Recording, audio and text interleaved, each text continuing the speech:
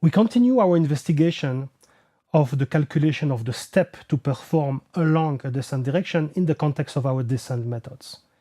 So far, we have seen two methods that we called exact line search that attempted to find a local optimum or an approximation of it along of the function along the direction. And although we have been very careful in order to minimize the computational burden, these methods, in particular the quadratic interpolation and the Goldberg selection methods, are quite cumbersome in terms of calculation. Can we do better? Can we just take any step that would decrease the value of the function and move forward without doing a lot of calculations? Well, actually, yes. That's the idea that we will perform when we talk about inexact line search. So to try a step, any step, and if it is good, we keep it. If not, we make a different trial. So this trial and error idea is very cheap in terms of computational burden, but it does not always work. So before we do that, let's identify when it does not work, and it will give us inspiration to fix this problem and make it work. So again, we are in the same context as before. So we have a function f of n variables that we want to minimize. We are at a current iterate xk. We have calculated a descent direction dk. So descent direction means that the directional derivative is negative. And we are investigating now the idea to calculate a step alpha k along dk, and it will be chosen in such a way that this step simply decreases the value of the function. So any step such that f of xk plus 1 is strictly less than f of xk can be accepted as a step for the algorithm. I want to illustrate the fact that this condition, the fact that the value of the function strictly decreases from one iteration to the next, is not sufficient to guarantee that the algorithm works. So let's find a simple counterexample. So I would like to minimize this unidimensional function f of x equals x squared. Of course, the solution is at 0. And we will develop this descent method starting from, let's say, x0 equals 2, which is here. Now we need to find a descent direction. Well, because it's unidimensional, the descent direction is relatively simple. If I'm on the right, so in the positive part of the x-axis, well, the function decreases when we go left. Okay, so the descent direction would be -1 in this case. While if the iterate is on the negative part, the descent direction means going right, so the direction would be d equals 1. It means that the descent direction that we will use is simply the sign of xk in the other direction. Okay, so if xk is positive, we need to go towards the negative. And if xk is negative, we need to go towards the positive. I mean, it's obvious on this simple function. And now I need to select a step. So the step that I will choose is the following. Alpha k equals 2 plus 3 times 2 to the minus k minus 1. Of course, this is a calculation of the step, which is designed for the example, so that we will show that the algorithm will not converge in this case. So what I need to show you is that, well, we have indeed a descent method, so dk is a descent direction, this is fine. And the second condition is that alpha k should generate a point which is strictly better than the previous one. So let's apply the method. So we start with xk equal 2, then we go towards the left because this is the descent direction, and we apply the step as we calculated it. So here we report the numerical value, so it's iteration 0. We start from xk equals 2, the direction is -1, and the step is 3.5, so that we reach this point. At the next iteration, we start from xk equals -1.5. Now the direction is 1, because we are in the negative part, we need to proceed to the right. And the step is calculated using the formula we have presented. It's 2.75, and we reach this point. Let's continue.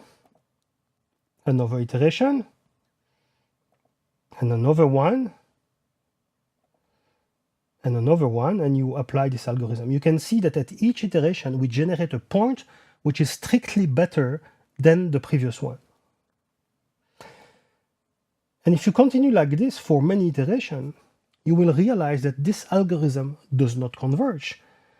So here I have applied it for 50 iterations, and what you observe after so many iterations is that to the precision I could report on the screen, the value of xk oscillates between +1 and -1. And you can see it on the graph here on the left, +1, -1.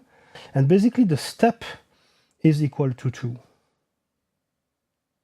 So if you do the analysis, you can actually find a formula for xk. So xk using the value of dk as we define and the value of alpha k as we define, xk can be written as -1 to the k times 1 plus 2 to the minus k. The absolute value of xk, so that we can get rid of the -1 of to the k, strictly decreases at each iteration, right? Because we have 2 to the minus k that strictly decrease at each iteration. Well, but because the absolute value of x decreases, it means that the square of this quantity is also strictly decreasing. So it means that the value of the function at x plus 1 is strictly less than the value of the function at xk. So this algorithm verifies the two properties that we have identified in the beginning. We have a descent method, and each iterate is strictly better than the previous one. But then when we calculate the limit for k going to plus infinity of xk, well, it does not exist.